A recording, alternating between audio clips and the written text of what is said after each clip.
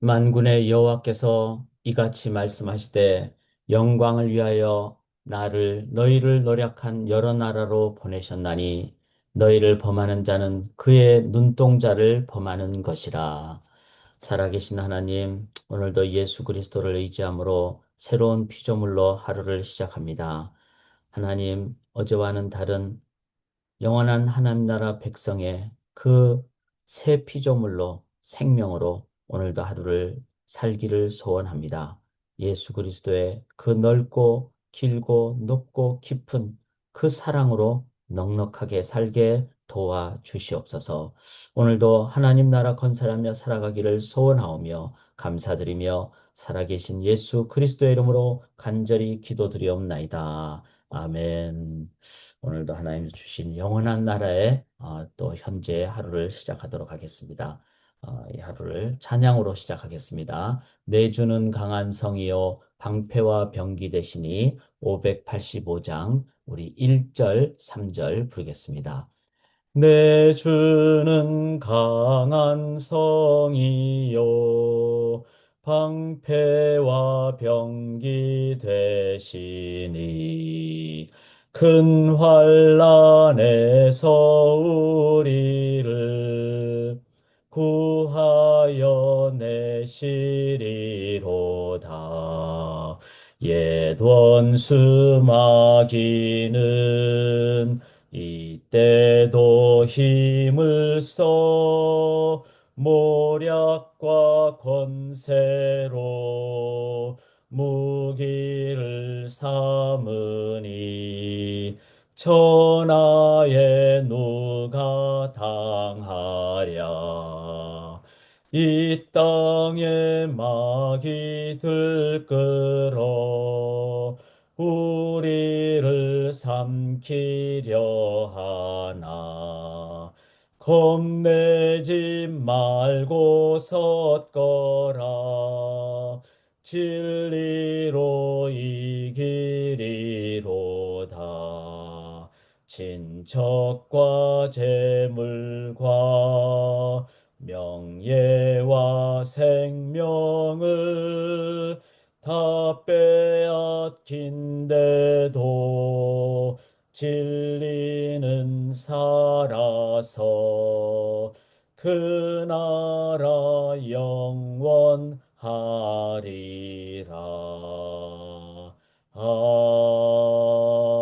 아멘. 아멘. 주님 의지함으로 영원한 나라 승리의 삶, 오늘도 함께 나가도록 하겠습니다. 저희가 스가랴서를 함께 나누고 있습니다. 스가랴서는 총 14장으로 되어 있습니다. 그리고 메시지가 이렇게 총 4가지 메시지가 있는데 지금 저희들은 이제 1장 7절부터 6장까지 나오는 두 번째 메시지, 이제 두 번째 메시지는 그 예루살렘 회복에 대한 8가지 환상이 나오죠. 학개, 스가랴, 말라기는 포로 이후의 선지자들이 되겠습니다. 자, 그래서 바벨론 포로라는 그 70년의 안식을 넘어서 이제 다시 오실 메시아, 그리고 지금 이 시대에는 이제 그렇죠. 그때 당시는 초림하실 메시아, 지금 이 시대는 다시 오실 메시아에 대한 내용이라서 구약의 요한계시록과 같은 책이 바로 이 스가랴서다. 참 연결이 되고 특별히 8가지 환상을 통해서 우리가 어떻게 하나님이 무엇을 말씀하시는가. 그래서 어제는 화석류 나무에 선 사람. 그래서 예루살렘의 회복에 대한 얘기를 하셨죠. 그리고 네 뿔과 네 대장장이 네 뿔의 대장장이가 이제 망치로 뭘 하니까 이거는 예루살렘을 파괴한 열방 나라들에 대한 심판입니다. 그러니까 예루살렘의 회복과 열방 나라들에 대한 심판. 자, 오늘은 측량줄을 손에 잡은 사람. 그래서 이제 세 번째 환상이 되겠습니다. 그러면 이 측량줄은 뭐죠? 건축할 때 이제 다림줄이라 그러죠. 그래서 측량을 하고 자로 재고 또 다림줄로 이게 직각인지 또 제대로 섰는지 이거를 건축 도구를 되겠습니다. 이 건축 도구를 가지고 하나님은 예루살렘 성전을 어떻게 재건하실 것인가. 근데 여기서 꼭 기억해야 될 것은 이 2차 수룹바벨 성전은 솔로몬 성전과 같은 그런 그 어떤 막 외적인 건물이 웅장하고 이런 걸 넘어서 성전은 볼품이 없었죠. 이 스룹바벨 성전은. 그 말은 뭡니까? 건물이 아니라 바로 이 스룹바벨 성전을 통해서 메시아, 성전 대신 예수 그리스도. 그 다음에 나중에 예수님이 뭐라 그랬죠? 고린도전서 3장 16절에 너희가 하나님의 성전인 것과 하나님의 성령이 너희 안에 거하시는 것을 알지 못하느냐. 즉 우리가 바로 성도들이 바로 하나님의 성령의 사람이다. 이거를 우리가 기억하면서 내가 오늘도 성전된 삶을 살아야 되겠다. 이걸 기억하면서 나아가실 때 우리들은 이 스가랴서를 바르게 이해하게 됩니다. 자, 이 스가랴서를 오늘 이제 세 번째 환상인데 측량줄을 손에 잡으신 분입니다. 자, 그 측량줄을 손에 잡은 분이 제가 한글을 좀 다르게 썼는데 측량인데 제가 척이라고 썼는데요. 이건 좀 실수입니다. 어, 그 척도라고 할 때 이제 그런 의미로도 될 수가 있기 때문에 제가 이렇게 쓴 것 같은데 아무튼 건축에서 나오는 도구입니다. 이제 중요한 것은 자 한번 보시죠. 이제 눈을 들어 본 적 한 사람이 측량줄을 그의 손에 잡았고요. 어떤 분이 측량줄을 손에 잡았어요. 그러니까 이거는 이제 건축을 하는 거죠. 그러면 2절에 네가 어디로 가느냐? 내가 내게 대답하되 예루살렘을 측량하려. 자, 예루살렘 성을 이제 측량하러 가는데 근데 너비와 길이, 그 넓이와 길이를 건축을 하는 거죠. 그런데 그 측량이 어떻게 되는가 하면 예루살렘은 그 가운데 사람과 가축이 많으므로 성과가 없는 성읍이 될 것이라. 즉 이제 예루살렘은 꼭 뭘 얘기하는가 하면 기억을 해야 됩니다. 예루살렘 성만 얘기하는 것이 아니라 예루살렘 중앙에 있는 성전을 의미합니다. 그래서 요한계시록 22장에 보면은 사도 요한이 이제 새하늘과 새 땅에 성전을 찾으러 딱 갔는데 성전이 안 보여요. 왜 그렇죠? 예수가 성전이라 그랬어요. 그러면 예수가 성전이면은 예수를 하나님으로 믿는 그 모든 자들이 사는 예루살렘, 뭐 새하늘과 새 땅은 전체가 다 뭐죠? 성전이 되는 거죠. 마찬가지로 예루살렘 성전이라는 것은 예루살렘 성 자체가 성전이 된다는 겁니다. 이게 바로 하나님이 스가랴에게 보여주신 놀라운 말씀의 계시죠. 아, 이거는 새하늘과 새 땅에 대한 얘기입니다. 자, 그런데 사랑과 가축이 너무나 많아서 성곽 이게 뭐죠? 둘러싸고 있는 성곽 그, 그 이제 벽이죠. 벽이 없다는 거죠. 이건 뭐죠? 하나님 나라가 광대하게 펼쳐질 거라는 겁니다. 그러니까 하늘의 별처럼 바다의 모래알처럼 참 저는 성경을 읽으면서 이렇게 하나님의 나라의 그 광대함을 표현하는 것이 자주 반복되는 그래서 우리가 통독을 해야 되는 겁니다. 통독을 하면은 반복되는 걸 내가 깨닫게 되거든요. 그런 그것은 저희들에게 용기를 불어줍니다. 아, 지금 뭐 지상에 있는 교회는 어떤 시대가 되면 타락할 때도 있고 어떤 시대가 되면 라디게아 교회처럼 칭찬을 하나도 받지 못하는 교회가 될 수도 있고 그러나 주님의 계속 그 교회를 사랑하시죠. 그리고 결국은 이 지상 교회를 새하늘과 새 땅 그리고 바다의 모래알처럼 번창하게 하신다. 저는 그게 질적인 면뿐만 아니라 양적인 면도 그렇게 된다고 믿습니다. 하나님은 균형의 하나님이시고 전인의 하나님이시기 때문에. 자, 그래서 이 예루살렘 성이 성곽 없는 성읍이 되고 그 다음에 뭐라 그러죠? 5절에 불로 둘러싼 성곽이 된다 그랬어요. 즉 이건 뭐죠? 하나님이 지키시고 하나님 보호하신 이거 또 새하늘과 새 땅에 대한 얘기이기도 한 것이죠. 그리고 지금 이 지상에서 하나님을 믿고 의지할 때 성전된 성도님들의 삶을 불로 둘러싸고 성곽 없는 성읍처럼 풍성하게 되고 그 가운데서 영광이 되리라. 하나님의 영광이 가득한 너무나 너무나 귀한 이 새벽에 우리에게 격려가 되는 말씀입니다. 자, 그런데 그것만 하는 것이 아니라 또 뭐라 그랬죠? 6절에 너희는 북방 땅에서 도피할지어다 내가 너희를 하늘 사방에 바람같이 흩어지게 하였습니다. 하나님이 어떻게 합니까?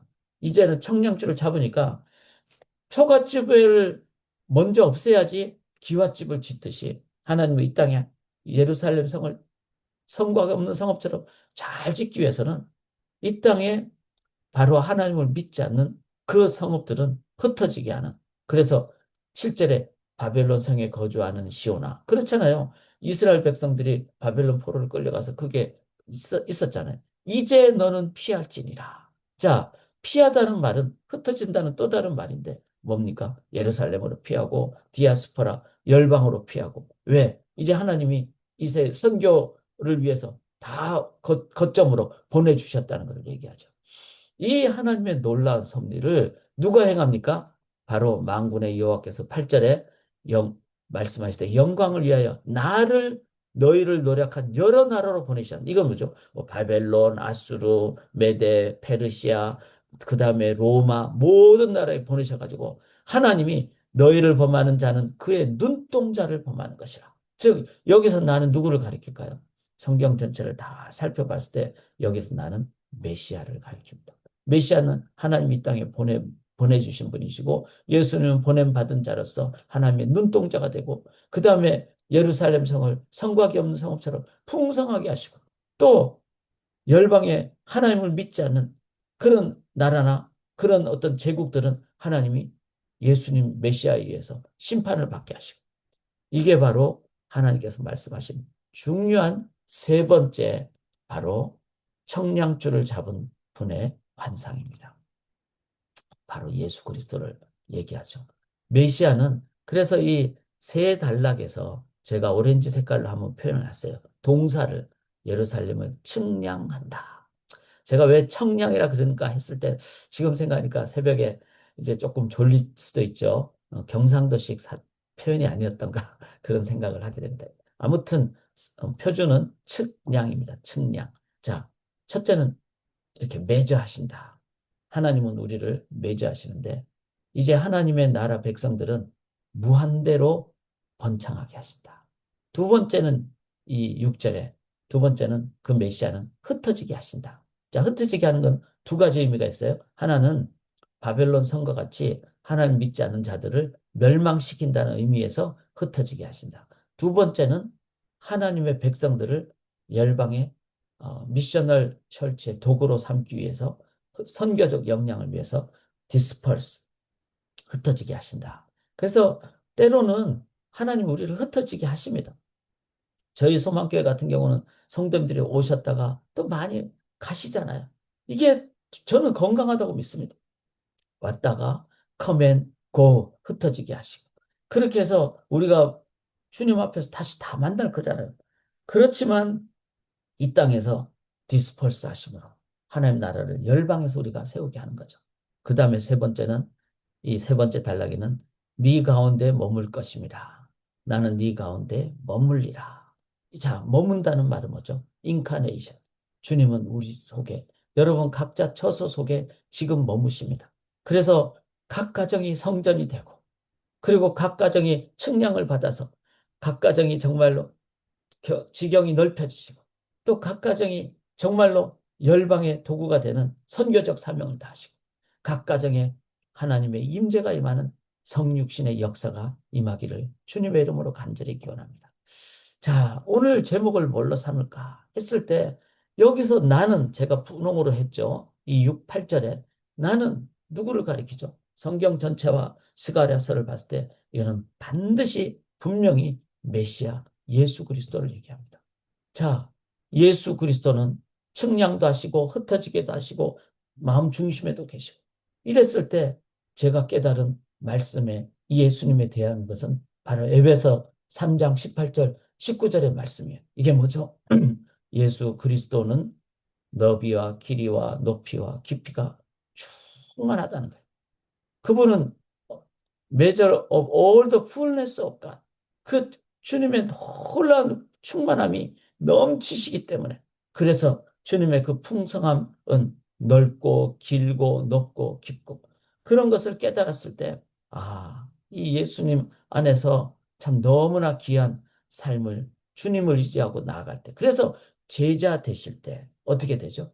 우리는 넓고 길고 높고 깊게 우리 인카네이션도 되고 넓게도 되고 참 이걸 보면서 제가 오늘도 지내면서 또 매일매일 지내면서 어떨 때는 내 어떤 성품을 하려면 좁을 수가 있잖아요. 그리고 그렇기 때문에 우리는 갈등도 있을 수도 있고 그런데 예수님을 의지할 때는 예수님이 넓고 길고 그러니까 우리 자녀 세대하고도 우리가 함께 나눌 수 있고 높고 그러니까 하나님의 권위를 가지고 나아갈 수가 있고 깊고, 그래서 그 사람 내면 깊숙한 곳에 그 감성적인 정서적인 영역까지도 우리가 터치하게 되는, 이게 바로 예수님 안에 있다는 겁니다. 그래서 우리가 뭐 해야 될까요? 제자 돼야 된다는 겁니다. 예수님만 따라가고 나아갈 때, 그때 우리들은 이 스가랴의 환상대로 측량줄이 성과가 없는 성읍이 되는, 모든 사람에게까지 다가가는 그 귀한 삶으로 나아가게 될 줄 믿습니다. 그 삶을 살아가는 삶이 바로 나를 보면서 내가 아니라 내 안에 계신 예수 그리스도를 보게 하는, 우리 자녀들이 우리 아빠 엄마를 보면서 예수님을 보게 하는, 그게 우리 자녀를 제자 삼는 삶이 되는 줄 믿습니다. 이렇게 했을 때 초대교회는 로마 제국을 이겼습니다. 진정한 그 질적인 성장과 양적인 성장을 할 수 있었습니다. 사랑하는 여러분, 주님의 이 원리를 기억하고 예수님 의지하심으로, 제자 되심으로 제자 삼는 삶 살기를 주님의 이름으로 간절히 기원합니다. 살아계신 하나님 감사합니다. 측량줄을 잡으신 주님을 의지함으로 주님의 넓고 주님의 길고 주님의 높고 주님의 깊은 그 주님의 측량줄로 성곽 없는 성읍, 그리고 이 땅에 흩어지고 그리고 하나님 나라 백성으로 살아가는 저희들의 귀한 우리 소망의 성도님들의 삶이 되게 도와 주시옵소서. 오늘도 제자 되고 제자 삼는 삶을 살아감으로 가장 효율적인 그리고 가장 효과적인 삶을 살아가게 도와 주시옵소서. 믿사오며 예수님 이름으로 기도합니다. 아멘.